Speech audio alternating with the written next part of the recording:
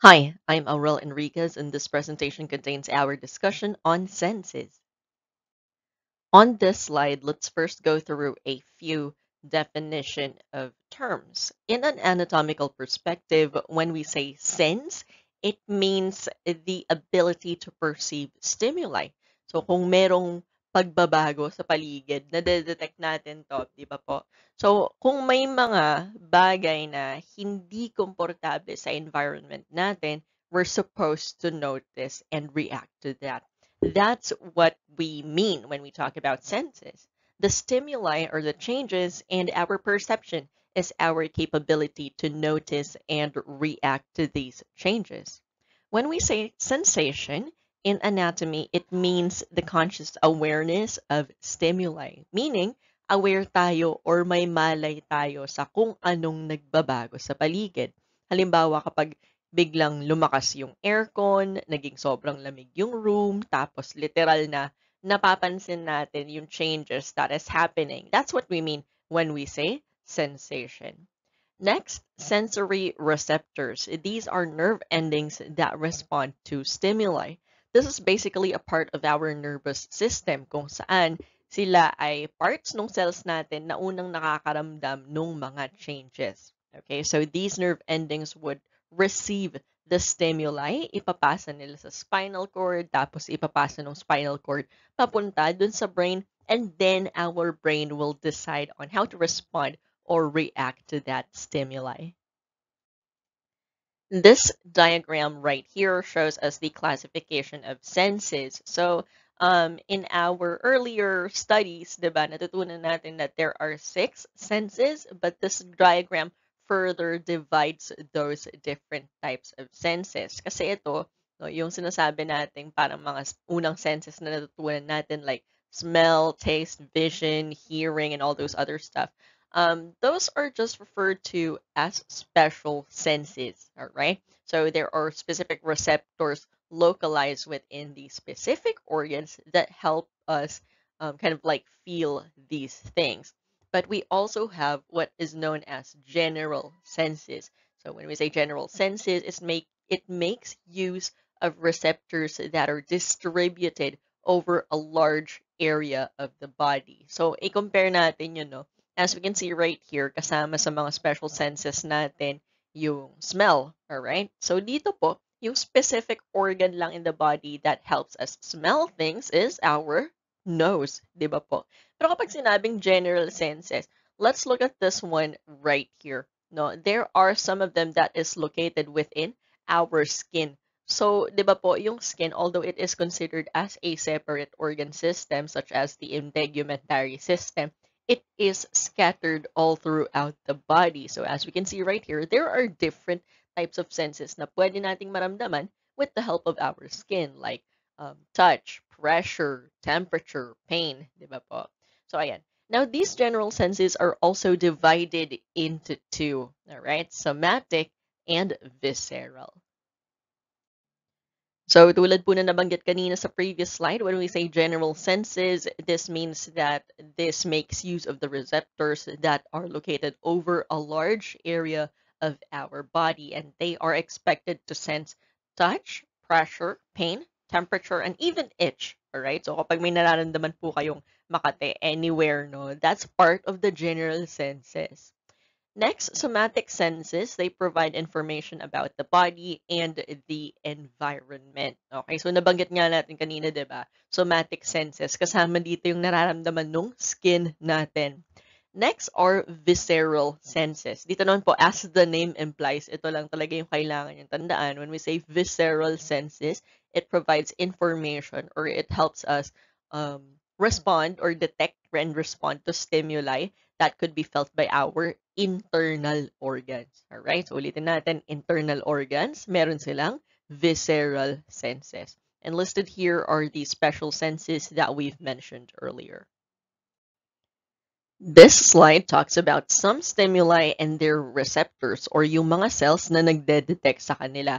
But this time, they are not classified based on location. Okay? So yung classification ng receptors po na ito, they are classified based on the nature of the stimuli. Kung yung stimuli ba ay movement, or chemical signals, or light particles, or scent particles. Okay, so first up are mechanoreceptors. So mechano, di ba? Mechanics, they detect movement. Nalalaman nila kung may pagkilos ba sa paligid natin. So examples of stimuli na maaaring ma-detect ng mechanoreceptors natin would include touch, pressure, and vibration. We're able to feel these things because of the existence of our mechanoreceptors. Next are chemoreceptors. So it's quite easy to remember chemo. So they detect chemical signals or chemical stimuli. So examples of chemical stimuli would include odors and taste. So di ba po, odors are brought about into our nasal cavity by scent particles, and then different compounds produce different tastes. So yun po, these types of chemicals no are detected by our chemoreceptors. Next are photoreceptors. Again, it's quite easy to remember. They are supposed to detect light stimulus. Next are thermoreceptors. They detect temperature changes. So these are the types of receptors that helps us feel if our environment is getting too warm, if the environment is extremely cold. So we're able to feel that because of the thermoreceptors. And last one are nociceptors. So nociceptors specifically detect pain. So any painful stimulus within the environment, you're able to detect that with the help of your nociceptors. Again, nociceptors detect pain. Next, listed here are the different types of touch receptors. So later we would be showing an illustration. We'll be showing an illustration on this one, pointing out their locations so that you would better understand. But for now, let's just enumerate the different types of touch receptors. So first are the Merkel's disc. So the Merkel's disc helps us detect light, touch, and pressure. Okay, light, touch, and pressure. So yung marahan or magaan lang po na pagdiin sa skin natin, nararamdaman po natin yon because of our Merkel's disc.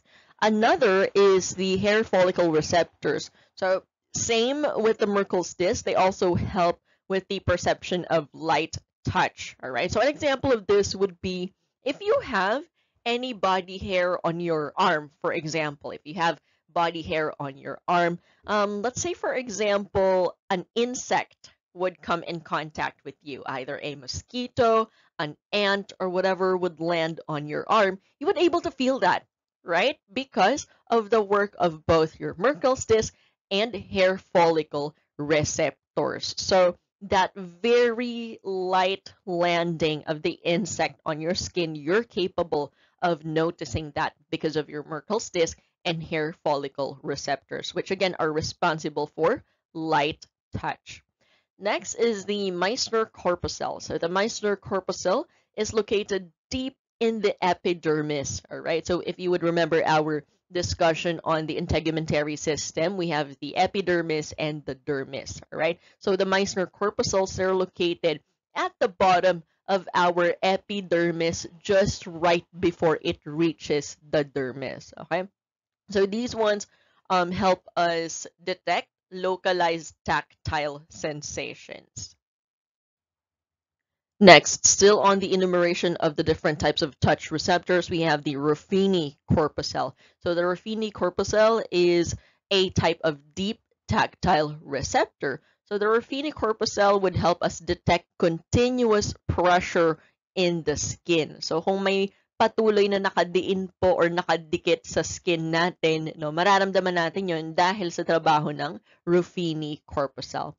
Next is the Pacinian corpuscle. So the Pacinian is the deepest among all the receptors. So again, we have an illustration for this on the following slide so that you would understand its location.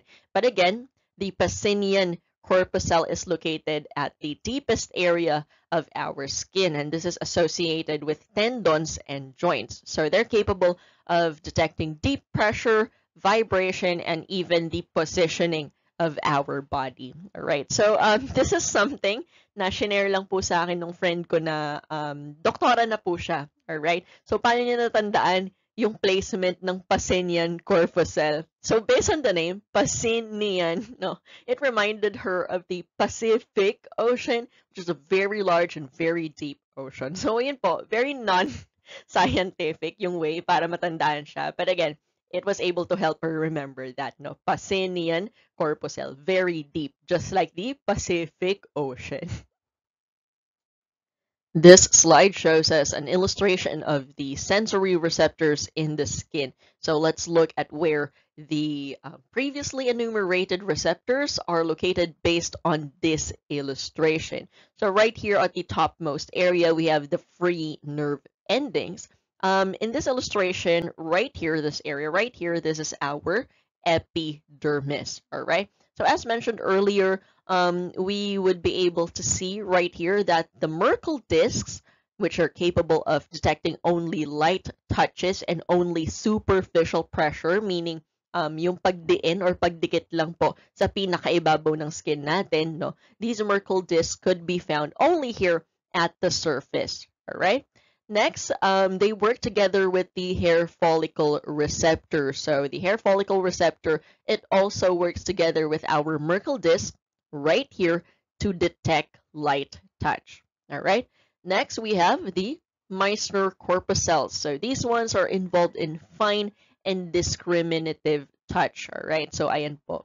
As you can see right here, they are located much deeper into the layer of our skin. Next, on this area right here, this would now be our dermis. We would find the Ruffini corpuscle. So the Ruffini corpuscle, this detects continuous touch or pressure. So ulitin po natin, kung may patuloy na nakadikit or nakadiin po sa skin ninyo, no, nararamdaman po yun ng Ruffini corpuscle natin. And next, the deepest one out of them all is the Pacinian corpuscle. So the Pacinian corpuscle detects deep pressure, vibration, and positioning. Okay, so nandito na siya sa pinaka-ilalim nung skin po natin. Alright, so the deepest layer of the skin. Okay, so again, this is a bit easy to remember because their purpose is also determined by their location. So since the Merkel disc and hair follicle receptors are located only at the upper portion or surface of our skin, they're capable of detecting only the superficial types of or forms of stimuli. All right, but these ones right here, the different corpuscles that are located at the deeper areas of our skin, they're also capable of detecting deeper forms of stimuli or even continuous pressure. Next, let's just quickly talk about pain. Pain is the unpleasant perceptual or emotional experiences that we encounter. Perceptual pain, so when we say perceptual pain, these are the things that are happening to us na meron na tayong malay or awareness. Okay? So halimbawa, nahulog ka sa hagdan. So any form of physical injury that you would acquire from that accident is a form of perceptual pain. Now, when we say emotional pain, these are the things that may not be readily observed. So halimbawa, nakita niyo yung score niyo sa lumipas na exam, 'di ba? Tapos nalungkot kayo because of that. So you may look fine on the outside, but there's emotional pain on the inside. But in an anatomical perspective, we'll be talking more about physical pain, and a form of physical pain that can be classified into two categories. Okay, so again, I repeat, we will be talking about physical pain in an anatomical perspective, and this is divided or classified into two categories: localized and diffuse. So when we talk about localized pain, this is felt as sharp, pricking, or cutting pain. So this is brought about by rapid action potentials. So localized pain, medyo parang mas quick yung perception ng stimuli, di ba? Sharp, pricking, or cutting, di ba? Parang mabilis lang naman yung sensation ng mga yon, di ba? So again, when we say localized, rapid lang yung action potential. Mabilis lang, kumbaga, yung stimulus or yung pagdaan ng stimulus na naramdaman natin. Let's compare that to diffuse type of pain. Okay, mas maintindihan natin kapag may comparison tayo. Let's compare that to the diffused form of pain. Here, we would be able to feel burning or aching pain. So these examples of pain are more kind of like continuous or almost, let's say, long-term in terms of their presence, di ba? Ulitin natin, kapag localized, rapid, mabilis mo lang nararamdaman. Pero pag diffuse, medyo mas prolonged yung sensation nitong pain na ito. So this is brought about by slower action potentials. This slide talks about pain control with the help of anesthesia. So kung meron po tayong localized and diffused pain, there are also drugs or anesthetics out there that could either be local or general. So first up is local anesthesia. This would work on the receptors in local areas. All right? So yung mga specific receptors in specific areas lang po ang tatablan no ng mga local anesthesia. So the chemicals are injected near the sensory nerve. All right, so that's the mode of administration of local anesthesia. Again, local anesthesia is administered by injection near the sensory nerve. So kung saan lang po yung area kung saan we would expect na masasaktan yung person, doon lang din po natin i-apply or i-inject yung local anesthesia. Next, we have what is known as general anesthesia. So general anesthesia leads to the loss of consciousness. All right? So dito po, pag binigyan ng general anesthesia yung pasyente, makakatulog or mawawalan po siya ng malay. So there are two types of general anesthesia, IV or gas. All right? So kapag IV, intravenous or through the veins po, yung pag-administer ng anesthesia. Kapag gas naman po, this is administered via inhalation.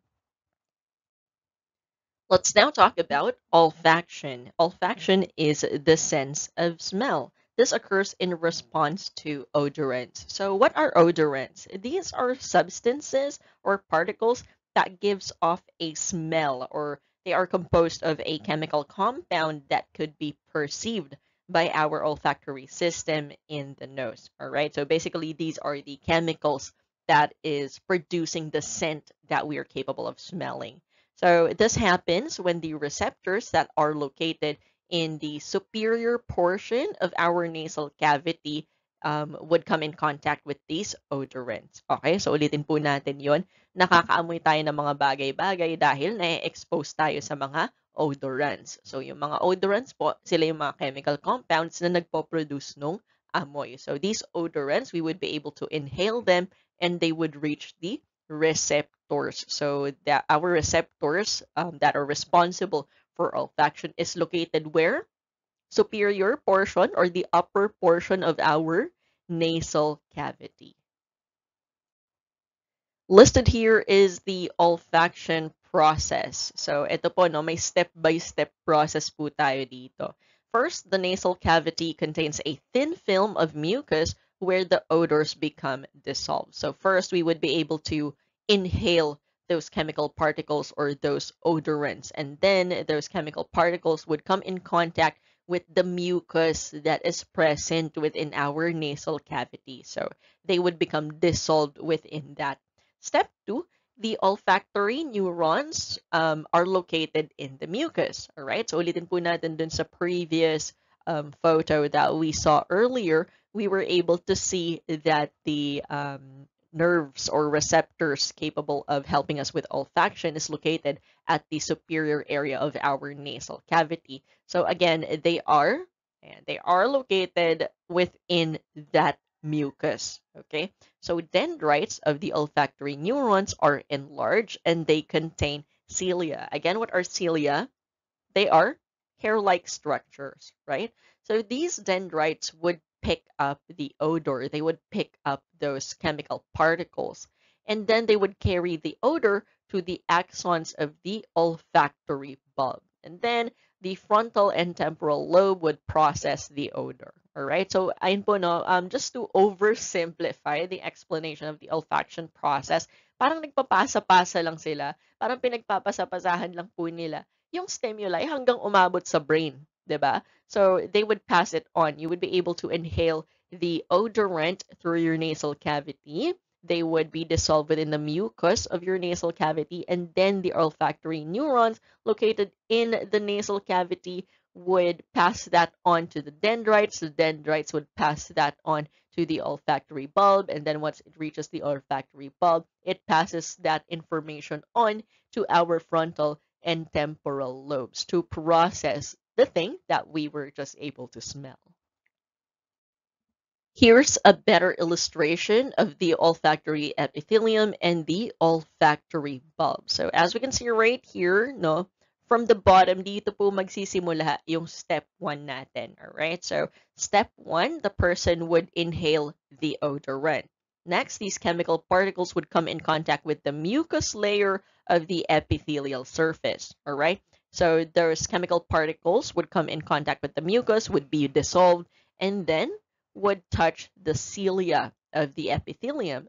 Next, right here, we have the olfactory neuron. So the dendrite, sorry, the dendrite would pass on that stimuli that they were able to receive from the cilia. So the dendrite passes that on to the body of the olfactory neuron, and then this olfactory neuron passes on that odorant or chemical particle to be processed through the axon, and then it eventually reaches the olfactory bulb. And then at the last step of olfaction, once it reaches the olfactory bulb, again, the stimulus is passed on to our frontal lobes to be processed by the brain. Okay, so sana po naintindihan yung step-by-step process ng olfaction. Ulitin po natin, no, you would be able to inhale the chemical particles or odorants. They would be dissolved within the mucus. They would come in contact with the cilia. The cilia would pass them on to our dendrites. The dendrites would then pass that on to the body of the olfactory neuron. The olfactory neuron passes that information on to our axons until it reaches the olfactory nerve. Once it gets to the olfactory nerve, it passes on that stimuli to the olfactory bulb. Pagdating sa olfactory bulb, saan papunta? Frontal lobe. So pagdating sa frontal lobes, the brain would now process, no, the information that we were able to smell.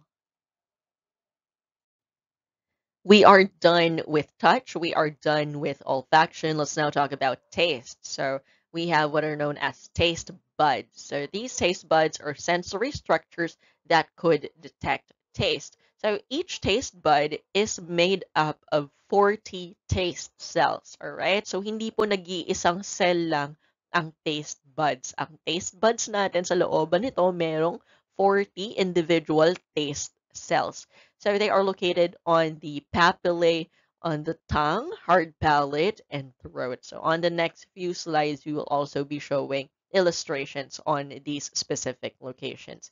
So each taste cell has taste hairs that extend into taste pores. All right. So again, let's look into the illustration on the next slide after we explain these different structures.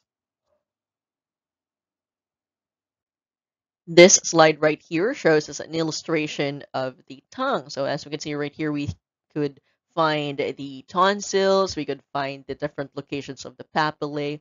Zooming in on that, we would be able to see one taste bud. Zooming further in, we would be able to see that each taste bud is, again, composed of multiple taste cells, 40 to be exact. And then at the tips of these taste cells, we have the taste hairs. Just like olfaction, the capability to taste is also composed of multiple different steps. So right here are the steps of the taste process. So again, the taste buds contain about 40 taste cells. So these taste cells would send stimuli to the taste hairs. Okay, so ulitin po natin yung step 1 and 2. So the food particles and the chemicals that bring the flavor to the food items that we ingest, they would come in contact with our taste buds and the taste cells within those taste buds. All right, so the flavor particles would then send the stimuli onto the taste hairs.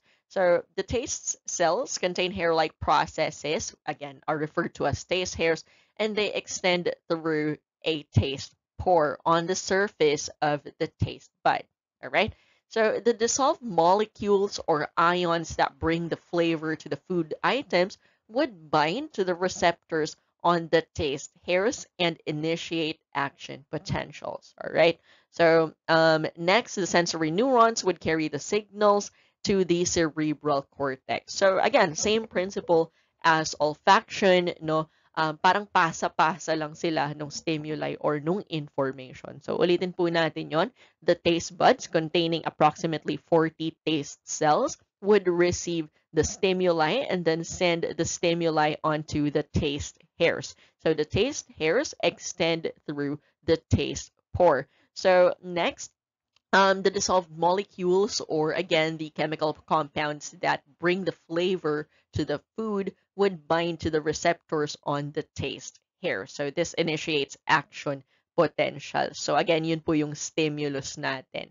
So next, ipapasa niya yung impormasyon na yun papunta naman sa sensory neurons. And then yung sensory neurons naman po, again, ipapasa niya ulit yung information na yun to the cerebral cortex. So pagdating po sa cerebral cortex, dun natin kumbaga dun mapoprocess ng brain natin kung ano ba yung nalasahan natin, maalat, matamis, and all those other flavors. Listed here are the different types of taste. So certain taste buds are more sensitive to specific tastes. So may mga taste buds daw po tayo na mas kaya nilang i-detect yung iba sa mga taste na to. Alright? So taste is also linked to smell, which is why when a person is sick, di ba po, when their smell is affected, their appetite is also affected because they're having difficulty tasting the food. All right. So again, taste is also linked with our capability to smell. We are done with touch, olfaction, and taste. Let's now talk about vision. So let's first talk about the structures that would help us with our vision. Let's first go through the accessory structure. So yung mga accessory structures po, they don't directly help with our vision or our capability to see things, but they are quite important for specific purposes. First up is our eyebrows. So our eyebrows would protect our eyes from sweat that is dripping from our scalp, and it also could provide shade from the sun.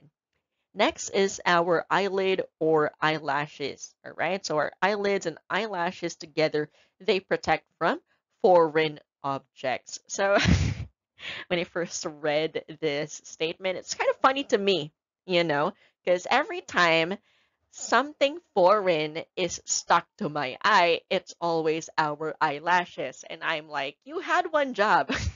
You had one job. Ang trabaho mo ay protektahan ako sa mga foreign objects, pero yung mismong eyelashes, yung mahuhulog sa looban ng mata ko at magiging foreign object.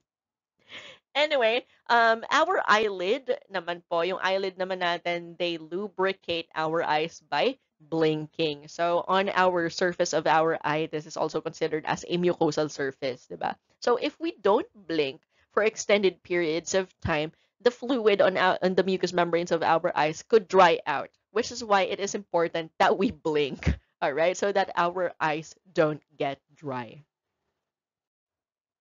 This slide right here shows us a photo of the locations of the accessory structures that we just mentioned. Still on the accessory structures, let's now talk about the conjunctiva.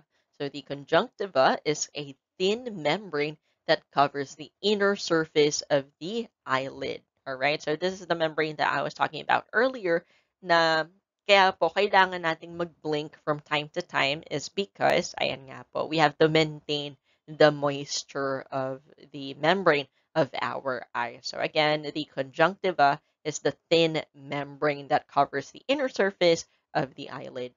Next is the lacrimal apparatus. So the lacrimal apparatus is where the tears are produced. All right, ulitin po natin, no, kapag po tayo ay naluluha or naiiyak, that is because of the work of our lacrimal apparatus.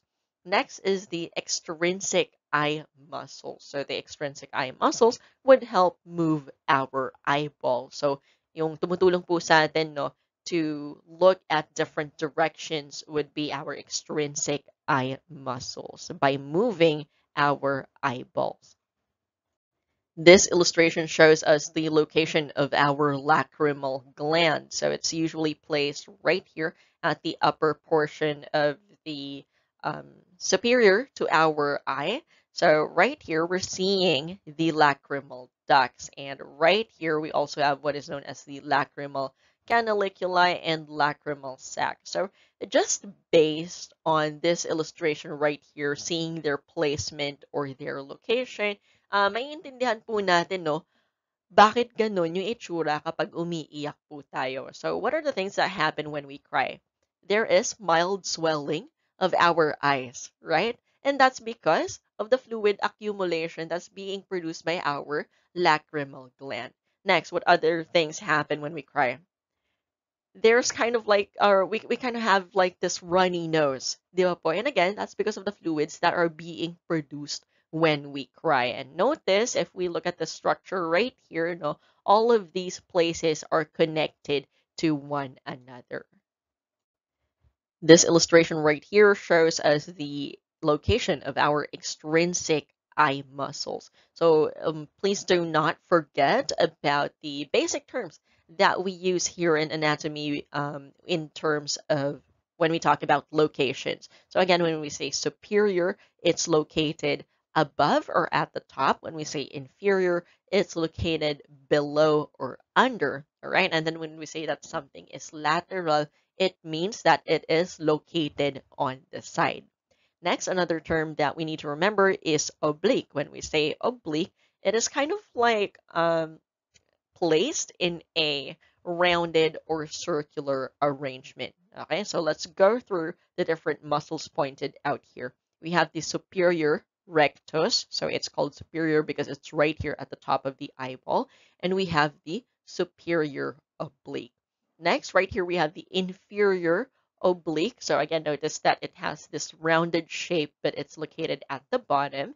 Next, we have the lateral rectus. So the lateral rectus, as we can see right here, it's located on the side. Next is the inferior rectus. So it appears similar as all the other rectus, except what's the difference? The difference is that it is located under. All right, so that's why it's called inferior rectus. And right here, we see the muscle to the upper eyelid. So this one, it's not directly involved in the movement of our eyeball.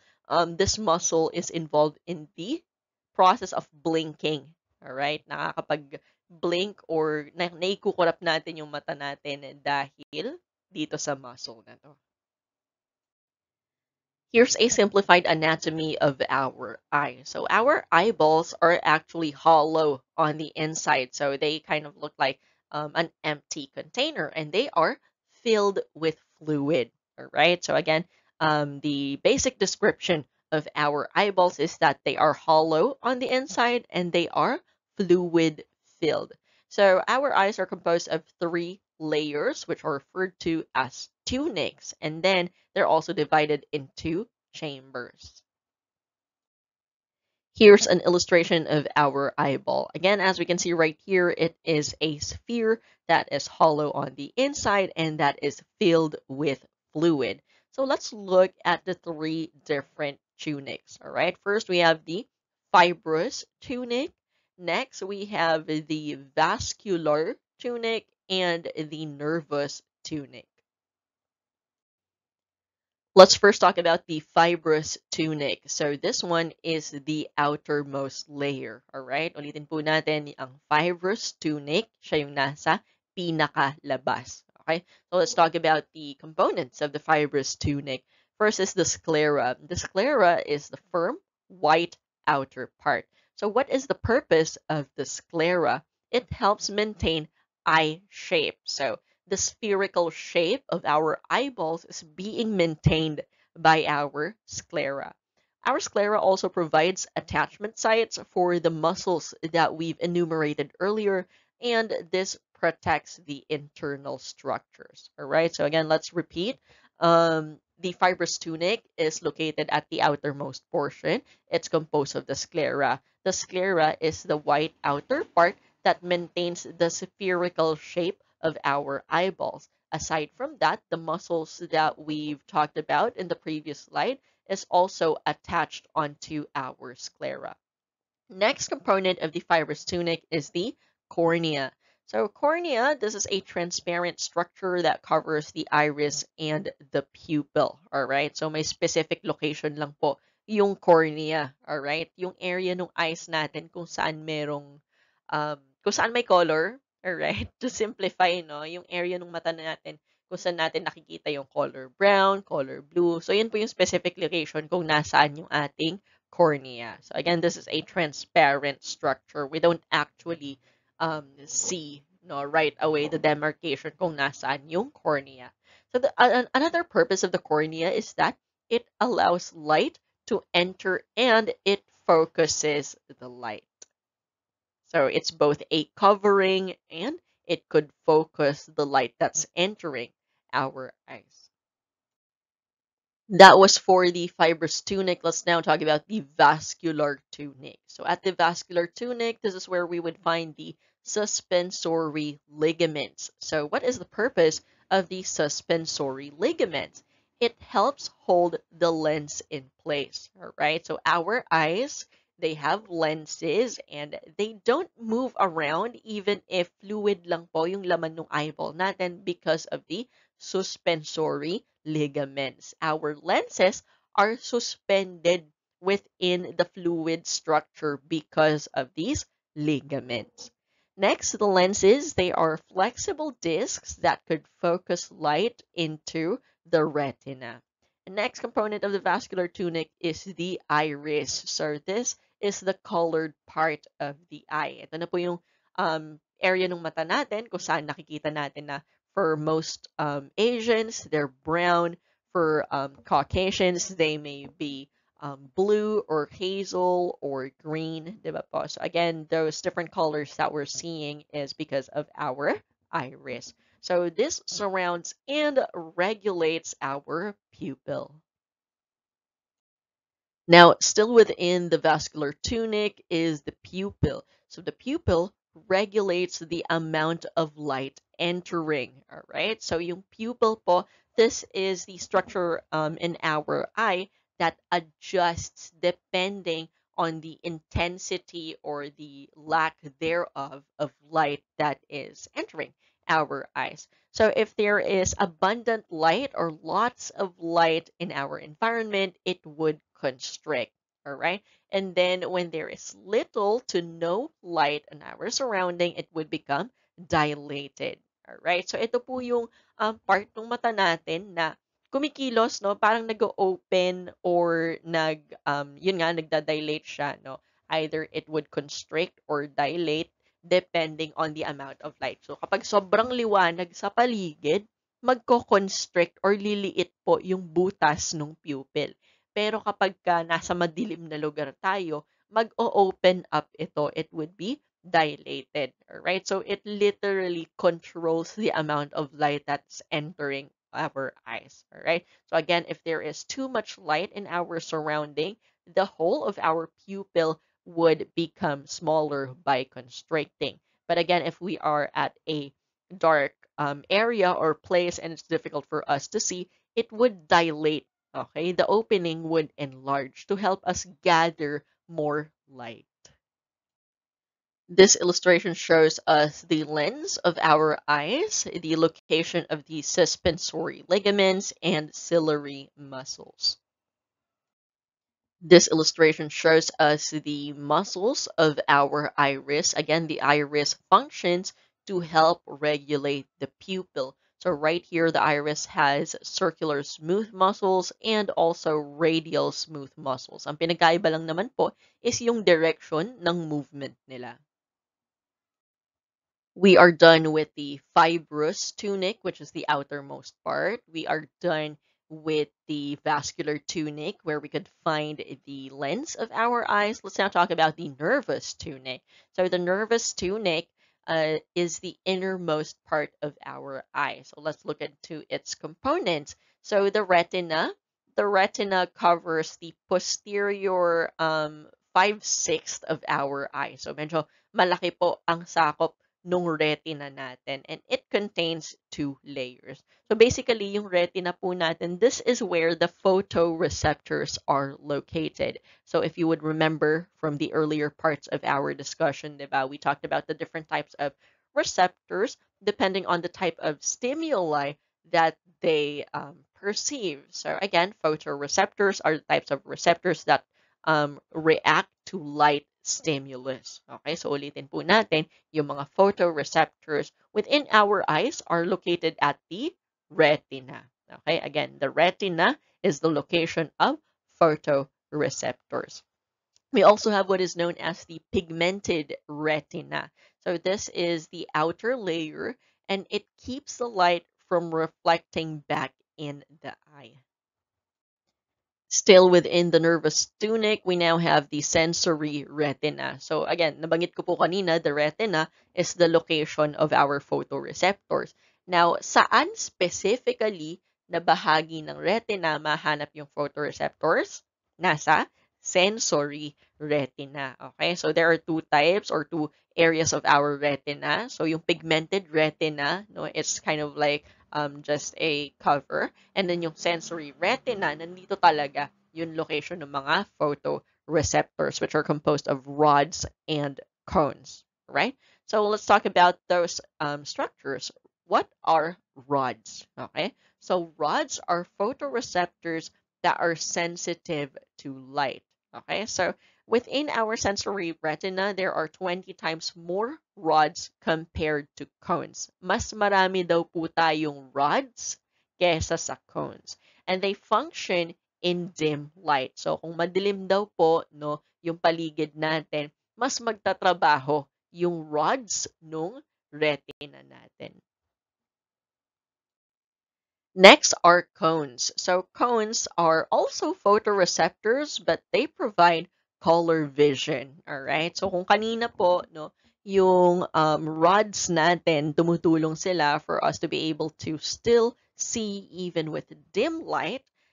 Cones naman po, they help us to see colors. All right? So there are three types of cones, the blue, green, and red cones. Okay? So why do we have the red, green, and blue cones? So colored light is detected by these cone cells.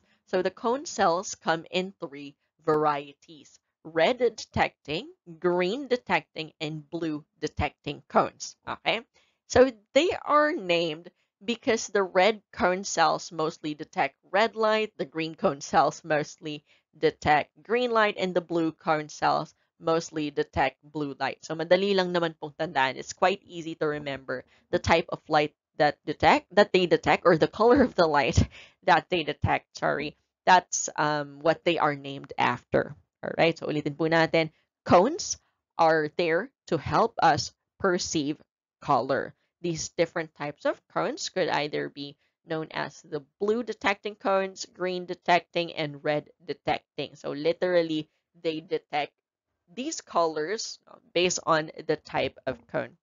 Now humans, all right, us humans have three distinct color sensing cones. Again, the red, green, and blue light.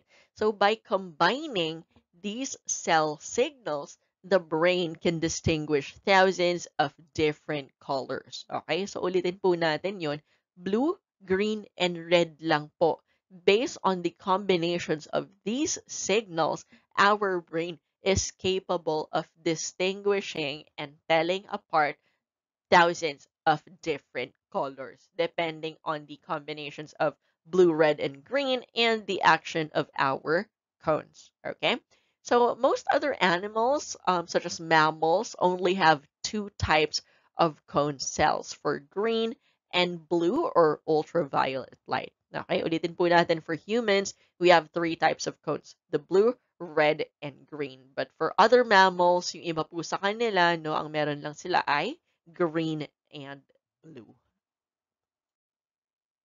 Let's talk more about the retina. So the retina also has different areas. First is the macula. So the macula is a small spot near the center of the retina. Mas maiintindihan po natin ito mamaya when we look at the photos. Next is the fovea centralis. So the fovea centralis is at the center of the macula. So ano ba ang meron sa fovea centralis? What's so special about the fovea centralis? This is where the light is focused, all right? So this is where the light is focused when looking directly at an object, all right? And what is the composition of our fovea centralis? This is composed of only cones, all right? And this brings us the capability to discriminate fine images, all right? So ulitin po natin yung descriptions of the fovea centralis. What is the location of the fovea centralis?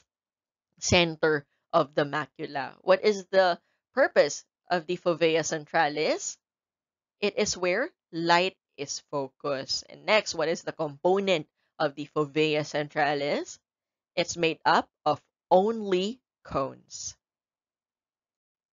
Next is the optic disc. So the optic disc is the white spot medial to the macula. So this is where we would be able to find blood vessels that enter the eye. And these blood vessels would spread over the retina. At the optic disc, we do not have any photoreceptors. Walang rods, wala pong cones dito. Okay? So this is why it is also referred to as the blind spot. This photo right here shows us the previously discussed structures within the retina. So again, the retina has a spot referred to as the macula, and then on the middle of that is the fovea centralis. Again, ano po ang composition ng fovea centralis? It's all cones, okay? And then on this area right here, we have the optic disc. So the optic disc does not have any photoreceptor. Walang rods, walang cones. Okay? Ano lang po ang meron dito sa optic disc? Just blood vessels. And again, in simpler terms or in layman's terms, the optic disc is otherwise referred to as the blind spot. The eye also has two different chambers, the anterior and posterior. So dito po, no, they are named based on their positioning. So the anterior chamber is located between the cornea and the lens. So it is located at the front, all right? So this is filled with aqueous humor, which is a watery substance, all right? Ulitin po natin, in between the cornea and the lens, there is a watery material referred to as the aqueous humor. So the aqueous humor serves three purposes: to maintain pressure, refract light, and provide nutrients. Let's repeat that. The anterior chamber is filled with aqueous humor. The aqueous humor maintains pressure, refracts light, provides nutrients to the inner surface of the eye. Right behind that is the posterior chamber, which is also filled with aqueous humor. Next, our eye also has what is known as the vitreous chamber, which is located in the retina region. So the vitreous chamber is filled with vitreous humor. Now, the vitreous humor is a jelly-like substance, all right? So let's differentiate, all right? Let's compare and differentiate. When we say aqueous humor, the aqueous humor is watery. And at which locations would we find the aqueous humor? At the anterior and the posterior chamber. Now, when we're talking about the vitreous chamber, ano po ang nasa looban nito? Vitreous humor. Now, ano naman ang description ng vitreous humor? It is more jelly-like. All right? So what are the functions of the vitreous humor? It helps maintain pressure, hold the lens and the retina in place, and could also refract light. Okay? So yun po yung similarity naman, no? Similarity ng vitreous humor with the aqueous humor. They both maintain pressure and they both refract light. Anong difference nila? Yung composition. So the vitreous humor is jelly-like, the aqueous humor is watery. And another additional function of the vitreous humor is ito nga po, no? It holds our lenses and retina in place. Recall time. recall time, ano po yung isa pang structure kanina that also holds our lenses in place? It's the suspensory ligaments. Let's further elaborate the functions of the eye. So this slide tells us the most simplified way on how light is processed by our eyes to produce vision. So first, the eye functions very much like a camera. Okay, so yung structure and function po ng mga camera na ginagamit natin is very much patterned after how our eyes would work. All right, so the iris would allow the light into the eye through the pupil. All right? So kanina po nakita natin, 'di ba, yung muscles that help control the iris. And again, the iris helps regulate the pupil. And again, we've already discussed this earlier. The pupil is primarily responsible for regulating the amount of light that is entering into our eyes. Again, if there is abundant amounts of light, what would happen to the pupil? It would contract, alright? So, liliit po yung butas ng pupil para mas konti yung light na papasok dahil masyadong maliwanag. On the other hand, what would happen if there is dim light? There's not much light in our surroundings. What would happen to the pupil? It would dilate. Okay, mag-open up or lalaki po yung butas ng pupil so that it would be able to kind of like allow a bit more light to enter our eyes. All right. So next, the light that enters our iris and pupil is focused by the cornea, the lens, and the humors of our retina. So yun na pag-usapan natin kanina na aqueous humor and vitreous humor, no? May ambag din po sila dito. Next, the light striking the retina produces action potentials that are related to the brain. Okay? So yung light daw po that would pass through all the structures right here that leads to the action potentials that would be passed on to the brain. So the light refraction and image focusing, these are two different processes in establishing vision. Let's talk about light refraction. What is light refraction? This is bending of light. So in bending of light, we have what is known as the focal point. So at the focal point, this is where the light rays would converge. Yung light daw po na pumasok dun sa mga nabanggit nating structures kanina within our eyes, no, they would come together at this focal point. And this focal point could be found anterior to the retina. Nasa harapan daw po ng retina natin yung focal point ng mata natin. Now, at this focal point, initially, the object appears to be inverted. Next, we have the term accommodation. Accommodation is the changes in shape of the lens so the image can be focused on the retina. Okay, so yung lenses po natin, hindi sila permanent in terms of their shape, all right? They're capable of adjusting to focus on the image or to focus the light that is passing through on our retina, all right? So accommodation or this capability would enable our eyes to focus on images that are closer than 20 feet. So accommodation is very useful in terms of our near vision. This illustration right here shows us where the focal points are located and the initial appearance of the images that we are seeing. We also have what is known as the visual pathway, all right? So we have two eyes, right? So we have the left one and the right one. So if we cover our left eye, the only eye that would be working is our right eye. And the field of vision that is being seen by our right eye is referred to as the right monocular vision, all right? Because yung kanan na mata lang po ang nagtatrabaho dito. So ito lang din po yung specific areas na kayang makita nung right eye natin.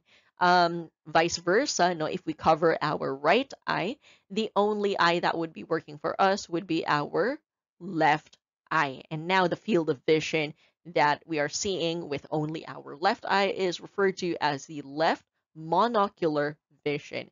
Now, if we open both of our eyes and every time we use both our eyes, we now have this area right here, which is referred to as the binocular vision. So right here, we're seeing all the fields of vision that we have. Let's now talk about color blindness. So in color blindness, this is the absence of perception of one or more colors. Hindi daw po nakikita or nape-perceive ng isang person ang isa or mas marami pa na specific color. Alright? So this may be because the loss may involve perception of all three colors or one or two colors. Now, most forms of color blindness occur more frequently in males and are X-linked genetic traits. Alright? So, ang pagiging color blind daw po ay X-linked genetic trait. This slide shows us an example of the Ishihara test for color blindness. So, follow along. On figure A, anong number po ang nandito? What number are you seeing here on figure A? It's 74. All right. Next, here on figure B, what number are you seeing? It's the number 5. If you had a difficult time identifying the numbers that were shown here, please consult with an ophthalmologist so that you may have your eyes checked and ayun nga po, no, have a consultation on potential case of color blindness. This slide shows us more examples of the Ishihara test for color blindness. Follow along. What number is shown here? It's 7. Next, what number is shown here? It's 13. Next, what number is shown here? It's 16. Next, what number is shown here? It's the number 8. Next, what number is shown here? Number 12. Next, what number is shown here? It's the number 9. So again, please consult with a professional if you are having difficulty identifying or seeing the numbers that were shown here on these charts. Let's now discuss the ear. So our ears function to help us with hearing and balance. Okay? So ulitin po natin, hindi lang para sa pandinig ang ating ears, they also help us stay balanced, right? So the ear is divided into 3 areas, the external, middle, and inner ear. Let's look into the parts of the external ear. So the external ear extends from the outside of the head to the eardrum. Okay, so yun po yung sakop ng external ear. From the outside of the head or yung nakikita natin na tenga natin hanggang sa may eardrum. So the external ear is composed of the auricle. The auricle is the fleshy part on the outside. So the auricle, this is also the area where we usually get piercing and where we wear our earrings. Okay, so auricle po, yun tawag dun sa part na yun. Next is the external auditory meatus. The external auditory meatus is a canal or passageway that leads to the eardrum. Next is the tympanic membrane. So the tympanic membrane, this is the eardrum. All right, ulitin po natin, ano ang scientific term for the eardrum? It's the tympanic membrane. So this is a thin membrane that separates the external and middle ear. Okay, so basically nakaharang daw po yung tympanic membrane, nasa in-between siya ng external and middle ear. So again, that's the tympanic membrane, more commonly known as the eardrum. Let's proceed with the middle ear. The middle ear is an air-filled chamber with ossicles. So ossicles are the tiny bones that we could find within the middle ear. First is the malleus or the hammer. This is a bone that is attached to the tympanic membrane. Magkaduktong daw po. Okay, magkaduktong yung eardrum at yung malleus. Next is the incus or the anvil. This is the bone that connects the malleus to the stapes. And then the stapes, otherwise known as the stirrup, is a bone located at the base of the oval window. So magkakaduktong po yung mga yon, okay? Yung eardrum or tympanic membrane, nasa gitna siya ng external and middle ear. Sa may eardrums, no, nakaduktong doon yung malleus. Yung malleus nakaduktong siya sa anvil, yung anvil nakaduktong po siya sa stirrup. Okay? So ano po ang ending nito? It connects to the oval window. The oval window would now separate the middle and the inner ear. Okay, ulitin po natin, ang nasa pagitan ng middle at inner ear ay yung oval window. Recall time, ano naman po ang nasa pagitan ng middle at external ear? The tympanic membrane, otherwise known as the eardrum. Okay? So balik tayo dito. Ang nasa pagitan naman ng middle and inner ear is the oval window. Next, we also have the eustachian or auditory tube. So the auditory tube, this opens into the pharynx. Okay? May connection daw po yung ears natin sa airways natin. So again, the auditory tube, it opens into the pharynx. So this area is supposed to equalize the air pressure between the outside air and middle ear. Okay? So ayun po, no? Air pressure between the outside air. Ito rin po yung reason kung bakit when we go to higher altitude, or for example, you ride a plane, no, you feel something in your ears. Okay, so the higher altitude causes a change in the pressure between our environment and our middle ear. Okay, so ayun nga po, natagpuan natin yung area of pressure na yun at nai-equalize yun dito sa auditory tube. Let's now proceed to the inner ear. The inner ear is a set of fluid-filled chambers. Yes, may fluid din po that is naturally occurring within our ear. We have the bony labyrinth. So the bony labyrinth is an area with tunnels that's, again, filled with fluid. So this has three regions or three areas. We have a cochlea, vestibule, and semicircular canals. Later, we will also be showing an illustration for you to better understand where these things are located. Next is the membranous labyrinth. So the membranous labyrinth is located inside of the bony labyrinth. Now this one is filled with what is known as the endolymph. Next, we have the endolymph. So the endolymph is the clear fluid within the membranous labyrinth. We also have what is called as the perilymph. So the perilymph is a fluid between the membranous and bony labyrinth. All right, so they're both fluids. Ang pinagkaiba lang po ay yung location nila. Okay, so ulitin natin, saan located ang endolymph? Inside the membranous labyrinth. Next, ang perilymph, saan naman po ito located? It is in between the membranous and bony labyrinth. Ulitin po natin, ang membranous labyrinth ay nasa looban ng bony labyrinth. So yung space po sa pagitan nila, ito ay napupuno ng perilymph. Next, we have the cochlea. So the cochlea is the snail shell-shaped structure. Okay, so parang may spirals or may paikot daw po na structure tayong makikita. Again, ang tawag dun ay cochlea. So this is where hearing actually takes place. All right, so the cochlea, this is kind of like the end point where the stimulus, which in this case, the stimulus is in the form of sound waves. This is where the stimulus would be sent to the brain, and then the brain would process the sound that the ear has heard. Still on the components of the inner ear, we also have the spiral organ. So the spiral organ contains hair cells. But what are hair cells? Hair cells are attached to sensory neurons that when bent would produce an action potential. Alright, so ulitin po natin yun.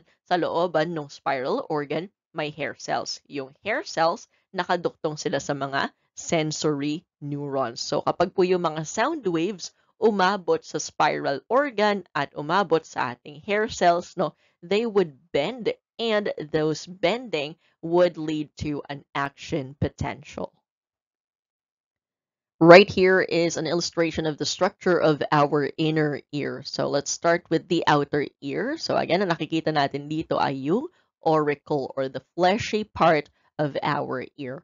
Going into that, we have what is known as the external auditory canal. Pagdating sa external auditory canal, mapupunta tayo sa tympanic membrane. Again, the tympanic membrane is more commonly known as the eardrum. All right? After that, no? After ng tympanic membrane, may nakaduktong dito na bone. Ano po yung unang bone na nakaduktong sa tympanic membrane?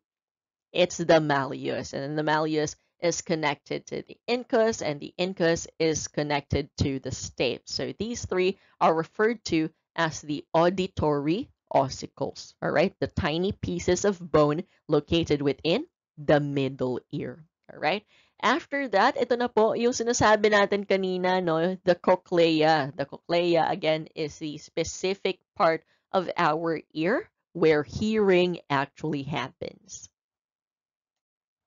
Let's now proceed with the steps of the hearing process. So number one, sound travels in waves through the air and is funneled into the ear by the auricle. Yun din po yung dahilan kung bakit ganito yung hugis ng auricle or yung external ear natin, 'di ba? So kaya pag ganun or parang dish, yung shape niya is para ayun nga po, no, mas makolekta niya yung sound waves sa paligid. Next, the sound waves would travel through the external auditory meatus to the tympanic membrane, again otherwise referred to as the eardrum. Pagdating po sa eardrum, no, yung sound waves, dadating siya sa may eardrums, and this would lead to a vibration, all right? Yung sound waves, no, i-vibrate niya yung eardrums, and then the sound is amplified by the auditory ossicles, which would transmit sound to the oval window. Pagdating sa oval window, this produces waves in the perilymph of the cochlea. So notice yung hearing process, no?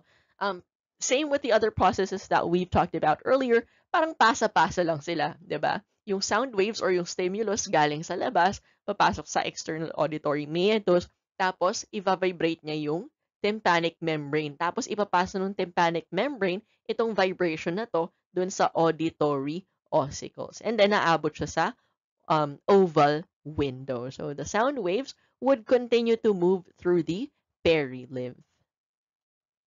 What happens next after the perilymph? Next, the vibrations of the perilymph would cause the vestibular membrane and the endolymph to vibrate. And then vibrations of the endolymph would cause displacement of the basilar membrane. So again, parang pasa-pasa lang sila, no? Again, pinapasa lang po nila yung sound waves or yung vibrations. Now, the movement of the basilar membrane would be detected by the hair cells. Again, saan located ang hair cells? Sa spiral organ. So the hair cells would now become bent and cause action potentials. This illustration shows us the effect of sound waves on the middle and inner ear structures. Pagpasok po ng sound waves papunta sa auditory canal, tatama siya dun sa tympanic membrane. Magva-vibrate yung tympanic membrane, and then pasa-pasa lang po yung vibrations dun sa tatlong auditory ossicles. Again, ano po yung tatlong auditory ossicles? Si Miss, okay?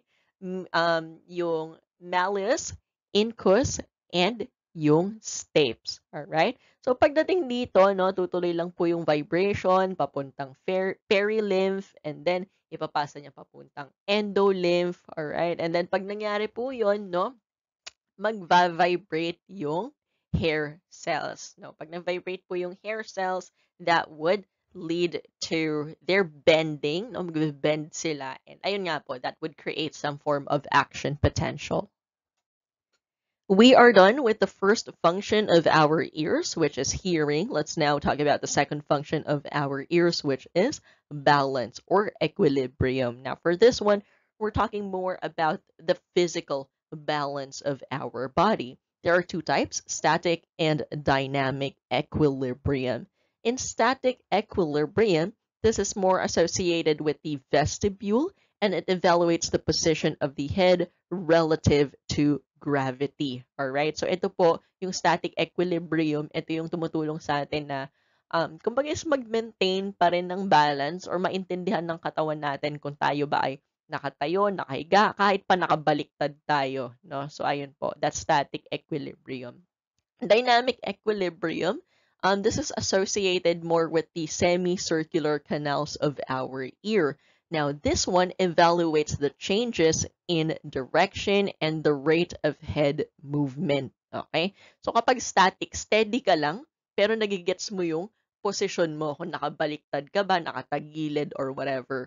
So, dynamic equilibrium naman, may pagkilos po na nangyayari dito. Okay, so it evaluates our balance during changes in direction and speed. Okay, so kung halimbawa nasa sasakyan kayo or kung tumatakbo kayo, alright, so yung dynamic equilibrium po natin, yung gumagana dito.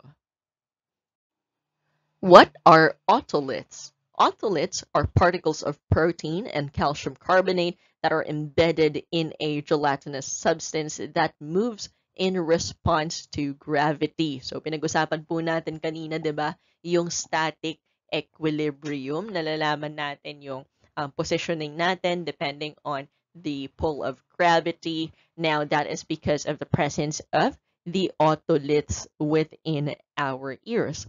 Next, we also have the microvilli. So the microvilli of the hair cells are embedded in this gelatinous substance and they initiate action potentials when bent.